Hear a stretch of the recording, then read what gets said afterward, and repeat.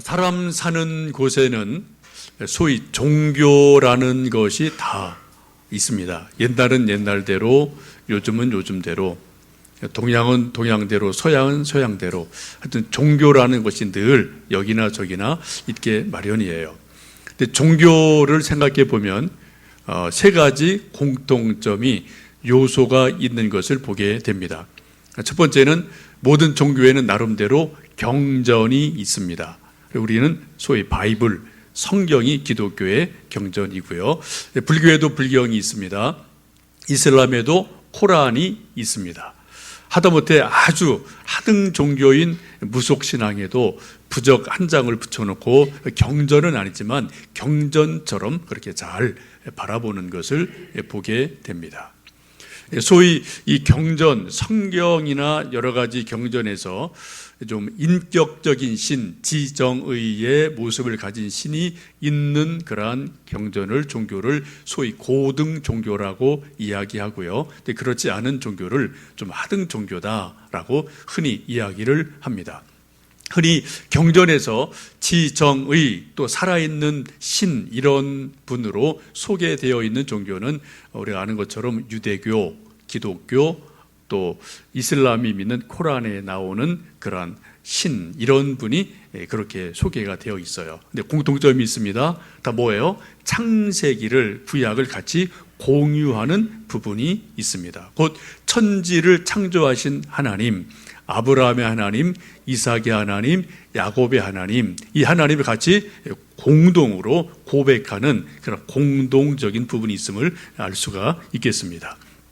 또 하나는 예배 혹은 예식이 있다는 거죠. 우리처럼 예배를 드립니다. 가톨릭은 미사를 드립니다. 불교도 나름대로 예불을 드립니다. 또 무슬림도 하루에 여러 차례 하여튼 꿀 엎드려 기도하면서 뭔가를 또 중얼거리고 예식을 나름대로 드려요. 하다못해 무당들도 뭔가 구슬하면서 나름대로 어떤 열심히 치성을 드리는 그러한 모습을 볼 수가 있습니다. 세 번째 공통점은 기도가 있다는 겁니다. 모든 종교에는 기도가 소리를 내서 하든 소리를 내지 않든, 개인이 하든 여러 사람이 하든 방언하든 어떻든 간에 모든 종교에는 기도가 있어요. 기도 없는 종교는 이 세상에 존재할 수가 없습니다. 그렇죠? 모든 종교를 보면 그 형식이 어떻든 간에 기도가 분명히 있다, 뭔가 비는 것이 있다라는 것을 보게 됩니다. 기도란 기본적으로 내가 할 수 없는 것을 나보다 힘이 더 센, 능하신 어떤 그 신에게 좀 뭐 좀 도와주세요 라고 우리가 청원하고 간청하는 것이 기도입니다. 종교개혁자로 알려진 마틴 루터가 죽기 이틀 전에 한 말이 이런 것이 있습니다. 우리 모두는 거지이다, 이것은 사실이다 라는 말을 남기고 이틀 후에 죽었다고 합니다. 그 대단한 종교개혁자도 쭉 한평생을 쭉 살아오며 하나님 믿고나 사는 말이, 우리 모든 인간은 하나님 보시기에 거지 같은 존재다, 하나님의 도움 없이는 결코 하루도 살 수 없는 연약한 존재다. 그래서 우리는 매일매일 하나님께 도와주세요, 살려주세요, 도와주세요, 기도할 수밖에 없는 거지 같은 존재다라는 것을 루터가 인식을 했고요. 그렇게 살아왔고 죽기 이틀 전에 그러한 고백을 한 것을 볼 수가 있겠습니다. 우리가 지금 창세기 말씀을 쭉 이제 구약 읽기를 따라서 읽고 있는데요. 여러분, 이 창세기에 나타난 특별히 하나님을 우리는 아브라함의 하나님, 이삭의 하나님, 야곱의 하나님이라고 우리는 부르고 고백을 같이 하고 있습니다. 저는 개인적으로 이 창세기 구약에서 나타난 수많은 믿음의 선배들 중에서 기도에 대해서 정말 눈여겨볼 사람이 있다면 그분이 저는 야곱이라고 생각이 듭니다. 여러분, 기도를 소위 더 잘하고 싶으십니까? 기도를 잘한다는 게 조금 어폐가 있는 말이지만 우리 모두는 어쨌든 기도를 더 잘하고 싶은 그런 간절함이 있어요. 저도 지금보다 기도를 훨씬 더 잘하고 싶은 열망이 있습니다. 여러분들 그런 관심과 열망이 있으실 거예요. 여러분, 그런 기도를 잘 하고 싶으신 여러분, 관심이 있든지 열망이 있으시면 특별히 창세기에서 야곱이라는 사람의 모습을, 기도하는 모습을, 걸어가는 발걸음을 잘 보시면 기도를 이렇게 하면 좋겠구나. 하나님이 이렇게 또 기도를 시키시는구나. 이런 기도를 또 응답하시는구나. 여러 가지 기도에 대한 좋은 답을 야곱을 통해서 얻으실 수가 있을 겁니다. 야곱에게 결정적으로 중요한 기도 중에 하나가 오늘 함께 읽으셨던 창세기 32장의 약복강의 기도입니다. 이 기도를 통해서 야곱이 하나님을 새로운 차원으로 결정적으로 체험을 하게 돼요. 그리고 그의 기도가 한 단계 훨씬 더 높아지고 깊어지는 그런 놀라운 경험을 하게 됩니다. 여러분, 우리가 기도를 어떻게 하느냐에 따라서 우리 신앙생활이 많이 좌우가 되고요. 소위 우리 영성생활이 기도를 무엇을 어떻게 하느냐에 따라서 엄청나게 많은 영향을 주게 됩니다. 저는 오늘 또 다음 주, 아마 그 다음 주 한 두세 번 이 야곱의 기도에 대해서 좀 쭉 말씀을 드리고 싶습니다. 저 개인적으로 기도에 관한 한 야곱의 약복강의 기도가 너무 중요하기 때문에 좀 몇 차례 좀 말씀을 드리고 싶습니다. 이 본문의 배경은 여러분 잘 아시는 것처럼 형 에서와 장자권의 갈등 때문에 이 동생 야곱이 외갓집으로 도망을 가게 되는 그러한 일들이 있었습니다. 약 3세기 32장과 28장 이쪽에 약 20년의 시차가 있음을 여러분 다 아실 겁니다. 여러분, 형과 동생의 갈등은 뭐 에서 야곱뿐 아니라 지금도 있는 것 같아요. 그죠? 수천 년 전에 그런 원시적인 사람뿐 아니라 21세기를 사는 현대인들도 형제간의 갈등이 여전히 있음을 봅니다. 소위 재벌가라고 하는 삼성가에도 형제간의 갈등이 뭐 있었고요. 지금도 그런 흔적이 있고, 또 우리나라에서 가장 높은 지금 빌딩을 짓고 있는 롯데가에서도 형 동생이 서로 척을 지고 하여튼 갈등하고 있는 그런 모습을 보면 형제간의 갈등이라는 것이 옛날 얘기가 아니고요. 이건 사실 오늘의 이야기고 우리 모든 인생들의 이야기인 것을 볼 수가 있습니다. 장자권을 가로채기 위해서 야곱이 팥죽을 형에게 주었고 또 눈이 먼 아버지에게 눈속임을 해서 축복 기도를 가로채는 이런 일들로 인해서 돌이킬 수 없는 형과 동생의 갈등이 일어나게 되고, 이것 때문에 어머니가 어쩔 수 없이 이제 야곱을 외갓집으로 도피시키는 그러한 일이 있게 됩니다. 이런 형제 간의 큰 갈등을 해결하기 위해서 나름대로 주변에 수많은 사람들이 애를 쓰고 수고를 했습니다. 특별히 어머니 리브가가 이 일에 깊이 관여한 것이 있기 때문에 이 형제 간의 갈등을 풀려고 무진 애를 나름대로 쓰고 여러 가지 고민을 합니다. 창세기 27장에 보시면 엄마 리브가가 야곱을 외갓집으로 보내면서 이렇게 말을 합니다. 내 형의 분노가 풀리기까지 몇 날 동안 라반의 집 외갓집으로 피신하라. 형의 노가 풀리면 곧 연락하리라 라고 말하고 있습니다. 어머니 리브가의 입장에서는 이 형과 동생의 갈등이 이제 좀 형이 조금 욱하는 것이 있으니까 몇 날 지나면 얼굴 안 보면 형의 분노가 가라앉을 것이다. 며칠간만 외갓집에 도피해라 라고 권면을 하게 됩니다.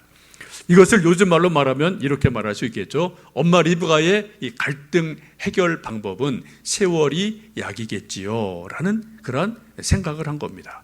여러분, 송대관 씨가 불렀던 세월이 약이겠지요, 세월이 약이랍니다. 노래 아십니까? 여러분 상당히 한때는 많이 불렸던 노래입니다. 여러분, 세월이 약이 될까요? 약이 되지 않을까요?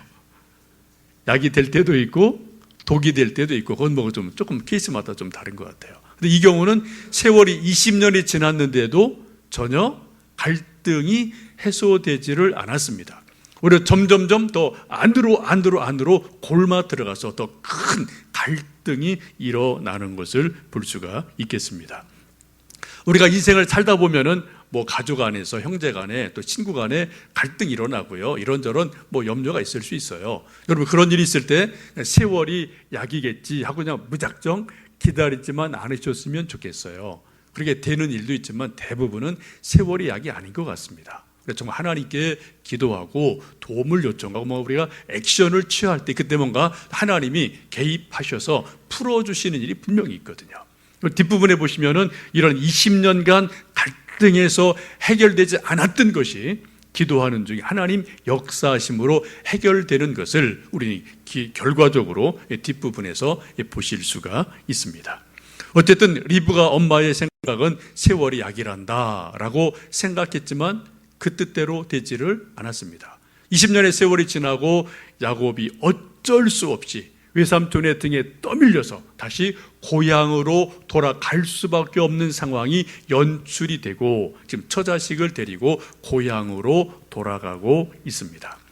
지금 사람을 미리 앞에 보내서 형이 좀 어떠냐 살펴봤더니 형이 400명의 군사를 데리고 칼을 들고 앞에서 기다리고 있습니다. 정말 난감한 일이 일어나게 됐습니다. 뒤에서는 외삼촌이 쫓아오죠. 앞에는 형이 400명의 군사를 훈련시키고 자기를 기다리고 있는 그런 현실을 맞닥뜨리게 됩니다. 이 밤에 야곱이 고민이 깊어집니다.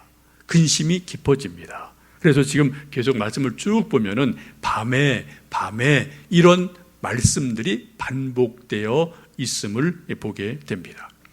야곱은 생각을 많이 하는 사람이고요, 꾀가 많은 사람으로 알려져 있습니다. 이 난관을 어떻게 극복해야 되느냐, 또 지금 머리를 계속 짜내서 꾀를 만들어낸 것이 우리 함께 읽었던 말씀 가운데 낙타를, 소를, 양을 수백 마리, 수십 마리 떼를 만들어서 시차적으로 시간을 두고 한 떼, 두 떼, 세 떼 시차 공격을 하는 것처럼 형에게 선물을 보내는 그런 모습을 봅니다. 나름대로 꾀를 엄청 낸 거죠, 그죠? 몇십 마리, 몇백 마리 떼를 두고 시간을 10분 차, 20분 차 거리를 쭉쭉 두고 그리고 시차 공격을 계속해서 형이 이 예물을 먹고 마음이 풀리면 내가 형을 좀 편하게 만날 수 있으리라 라고 생각하고 꾀를 내게 됩니다. 성경 말씀 20절에 그렇게 말씀하죠. 또 너희는 말하기를 주의 종 야곱이 우리 뒤에 있다 하라 하니 이는 야곱이 말하기를 내가 내 앞에 보내는 예물로 형의 감정을 푼 후에 대면하면 형이 혹시 나를 받아주리라 함이었더라 라고 말씀합니다. 여러분 대단한 꾀죠, 그죠? 이 정도면 정말 머리가 좋은 사람이에요.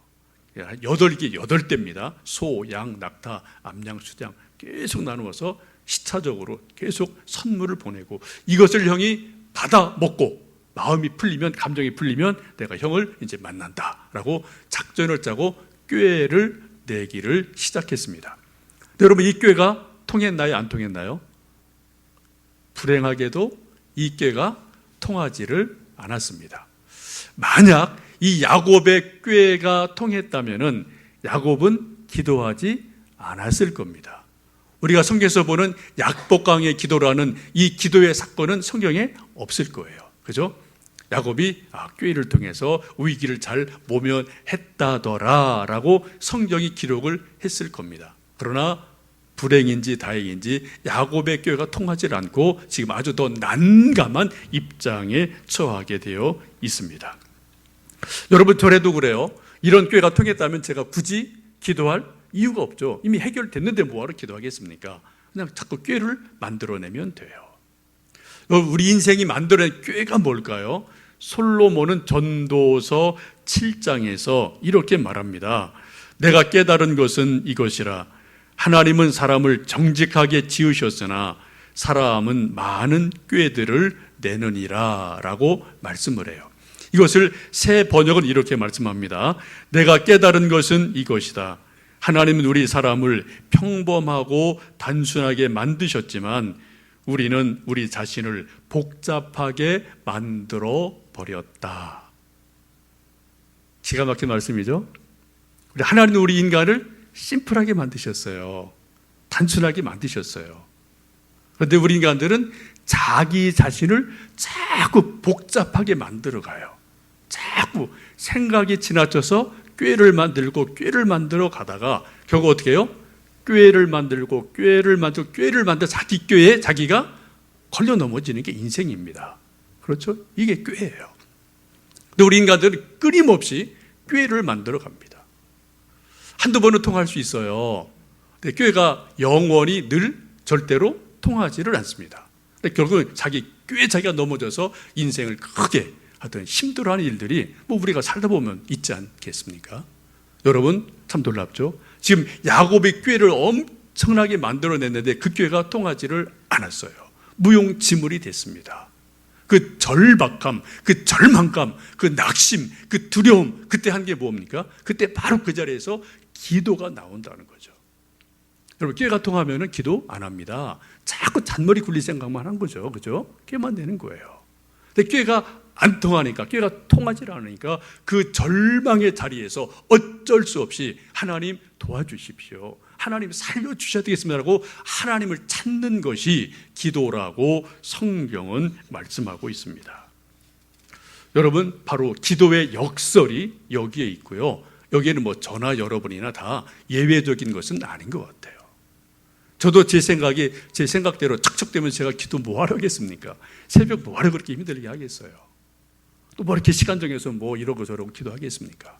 그러나 제 생각을 이리저리 계획을 하고 꾀를 내도 되지 않는 게 더 많으니까 하나님 도와주십시오. 하나님 도움 없이는 안 되겠습니다. 정말 새벽을 깨우고 기도하고 이렇게 저렇게 기도할 수밖에 없음을 보게 됩니다. 지금 야곱도 그래요. 정말 꾀를 많이 냈는데 그 꾀가 통하지 않으니까 그 절박함 중에서 하나님께 기도하는 것이 약복강의 기도입니다. 지금 처자식을 다 건네보내고 지금 약복강에 혼자 남아 있어요. 그리고 기도를 시작합니다. 24절에 그렇게 말씀합니다. 우리 24절 말씀을 함께 읽어보시겠습니다.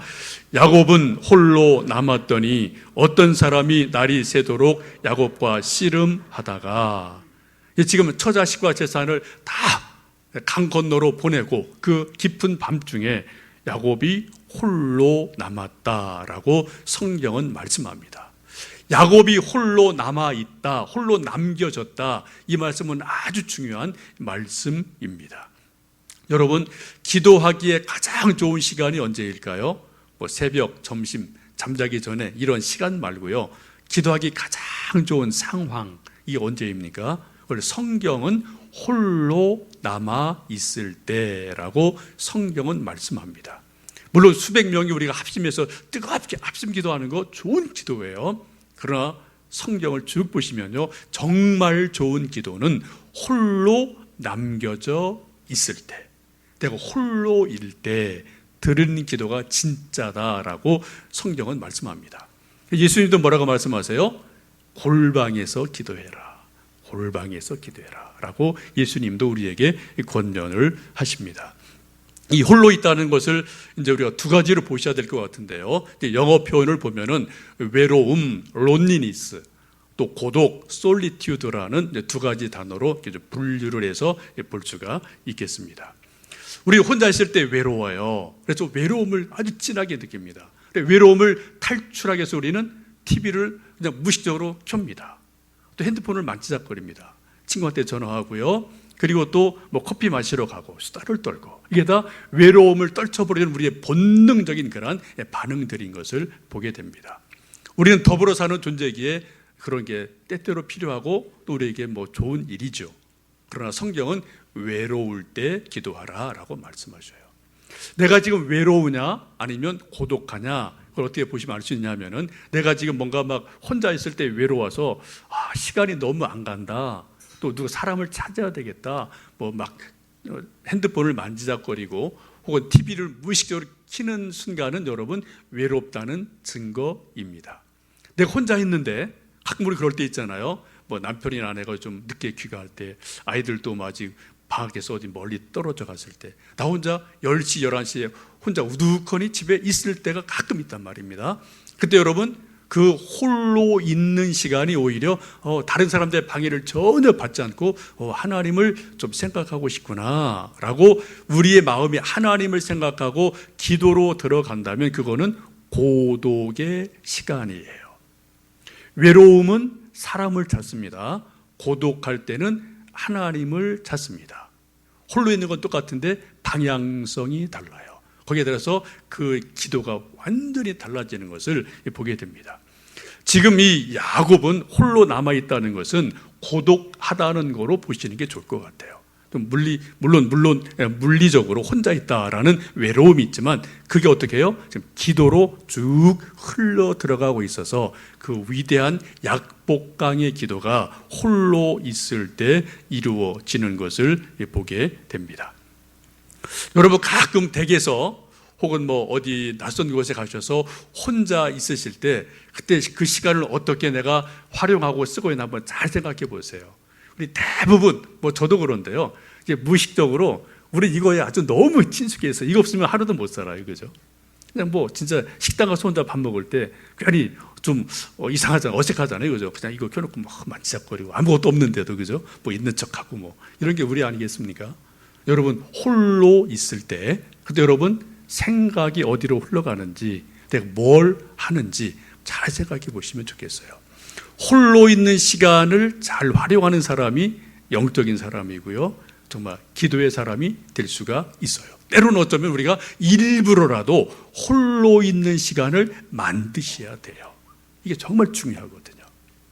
지금 야곱이 홀로 남겨져 있습니다. 그때 하나님을 찾고 위대한 약복강의 기도를 하게 됩니다. 그때 드린 기도가 무엇일까요? 11절에 이렇게 말씀합니다. 우리 한번 11절 말씀 읽어보시겠습니다. 내가 주께 간구하오니 내 형의 손에서 에서의 손에서 나를 건져내시옵소서. 내가 그를 두려워함은 그가 와서 나와 내 처자들을 칠까 겁이 나기 때문이니이다 라고 기도를 합니다. 한마디로 말씀드리면 야곱의 기도는 이 형의 손에서 나를 살려주십시오. 나를 구원해 주십시오. 내 처자를 칠 것 같습니다. 다 죽일 것 같습니다. 나를 좀 구원해 주십시오. 살려주십시오. 이런 기도를 야곱이 약복강에서 처절하게 하고 있습니다. 이 기도에 대해서 하나님 어떻게 하셨죠? 응답을 해 주셨습니다. 야곱을 그 형의 칼에서 구원해 주셨어요. 근데 어떻게 구원하셨습니까? 말씀을 쭉 읽어보시면은 다리 하나를 쳐서 불편하게 만들어 놓으시고 그리고 야곱을 구원해 내신 것을 보게 됩니다. 여러분 제가 한 가지 질문 드리겠습니다. 여러분 기도 왜 하십니까? 기도를 왜 하십니까? 기도를 무슨 기도를 기도 내용을 제가 여쭙는 게 아니에요. 기도를 어떻게 하십니까? 소리내서 하느냐 침묵하느냐 그 방법론을 말하는 게 아닙니다. 기도하는 이유를 말씀드리는 거예요. 여러분 기도를 왜 하십니까? 왜 기도하십니까? 이게 좀 분명하셔야 돼요. 여러분 왜 기도하시죠? 여러 가지 답이 다 가능합니다. 저는 딱 한 가지로 말씀드리고 싶습니다. 우리는 응답 받기 위해서 기도합니다. 그렇죠? 응답을 전제하지 않는 기도는 기도 아닙니다. 응답을 기대하지 않는 기도는 기도가 아닙니다. 그거는 푸념에 불과하고 독백에 불과하고 그냥 말을 허공에 뿌리는 것에 불과해요. 우리가 기도할 때는 분명히 하나님이 들으신다. 그 하나님이 들으시고 우리에게 분명히 응답하신다라는 기대와 믿음이 있을 때 그게 진짜 기도가 됩니다. 여러분 동의하십니까? 되게 중요한 거예요. 기도를 얼마나 많이 했느냐가 중요하잖아요. 무엇을 기도했느냐 그 다음 문제입니다. 기도하는 이유가 뭐냐는 거예요. 왜 기도하냐는 거예요. 그래서 우리가 하나님의 은혜를 받기 위해서 하나님으로부터 응답을 받기 위해서 우리는 기도를 하고 있습니다. 하나님 분명히 약속하십니다. 너는 내게 부르짖으라 내가 내게 응답하겠고 내가 알지 못하는 크고 은밀한 일을 내게 보이리라. 예수님도 약속하십니다. 구하라 주실 것이요 찾으라 찾을 것이요 문을 두드리라 열릴 것이다. 분명히 예수님도 그렇게 수십 번 약속하고 계세요. 여러분 지금까지 저는 저대로 여러분대로 기도를 수십 년 해오셨어요. 기도 응답에 대한 체험, 이건 누가 뭐래도 이건 기도 응답 받은 거야. 이건 우연의 결과가 아니야. 이건 시간이 이렇게 해놓은 것이 아니야. 이건 정말 하나님이 내 기도를 들으시고 나를 불쌍히 여기셔서 내게 이것을 응답으로 주신 거야 라고 여러분 믿으시는 기도 응답의 사건, 기도 응답의 체험이 분명히 있으십니까? 이거 너무 중요한 거예요. 제가 다시 여쭙습니다. 여러분, 이건 누가 뭐래도 이건 그냥 우연의 결과가 아니라, 시간의 결과가 아니라, 이건 내가 하나님께 기도를 드렸더니 하나님이 이 문제를, 이 일을 이렇게 만들어 주셨습니다. 이건 기도의 응답입니다. 뭐 이거 확실하게 있으시나요? 이게 한 가지라도 확실한 분은 기도할 이유가 있어요. 왜요? 응답 체험이 있기 때문에. 이것이 한 가지라도 분명하지 않은 사람은 결정적일 때 기도하지를 못합니다. 왜요? 기도해봤자 그게 그건데요. 뭘? 기도할 이유가 뭐가 있겠어요? 여러분, 꺼진 불도 다시 보십시오. 여러분 지나간 기도 속에, 여러분 가슴 속에, 이건 누가 뭐래도 그건 하나님이 내 기도에 응답하신 거다라는 사건이 한 가지라도 분명하시면 여러분 기도를 다시 하시기를 부탁드립니다. 지금 상황이 어떻게 어렵든 간에 내가 어떻든 상관없어요. 그냥 하나님께 기도드리는 거예요. 내 꾀가 통하지 않기 때문에 우리는 기도를 합니다. 내 계획이 잘 안 되기 때문에 우리는 기도하는 거예요. 그렇죠? 내 꾀대로 다 되면 우리가 기도할 일이 뭐가 있겠어요? 그냥 자꾸 꾀만 내면 되죠. 그러나 우리 꾀가 통하지 않을 때, 내 능력의 한계를 절감할 때, 그때 바로 그 자리가 기도하는 자리임을 우리는 알게 됩니다. 야곱이 약복강에서 자기의 꾀가 다 무력화되어지고 자기의 힘이 다 아무것도 아닌 것을 절감하는 그 순간 하나님께 약복강에서 천사와 씨름하듯이 기도를 했고, 그리고 그 결과 응답 받은 것을 봅니다.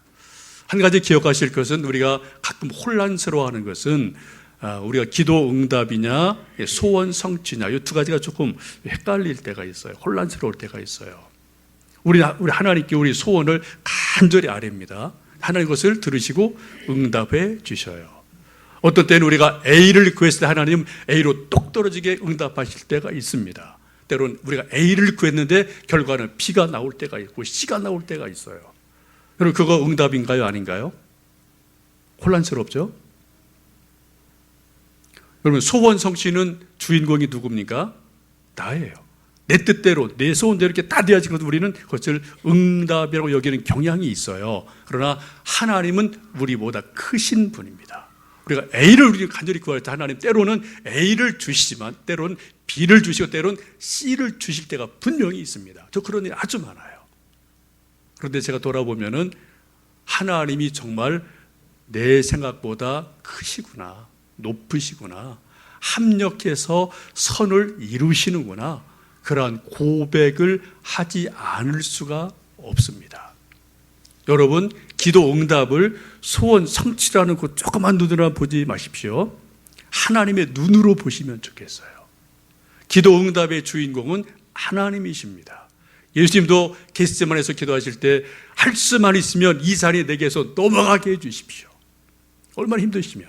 근데 마지막 어떻게 해요? 그러나 내 뜻대로 마시고 아버지의 원대로, 하나님의 뜻대로 되기를 원합니다 라고 기도 결론을 하나님께 맡겨드릴 때 하나님이 뜻을 이루시고 정말 더 큰 일을 이루시는 것을 보게 됩니다. 여러분, 우리가 왜 기도합니까? 분명합니다. 우리는 응답 받기 위해서 기도를 합니다. 하나님의 뜻이 하늘에서 이루어진 것처럼 나에게서, 우리에게서 이루어질 것을 믿기 때문에 기도해요. 여러분, 새해를 시작하시며 이런저런 기도 제목이 저는 저대로 있고 여러분대로 있으시고 우리 교회도 다 있는데요, 정말 믿음으로 기도함으로 기도 응답의 간증과 체험이 풍성한 한 해가 되시기를 주의 이름으로 축복합니다. 함께 기도하시겠습니다.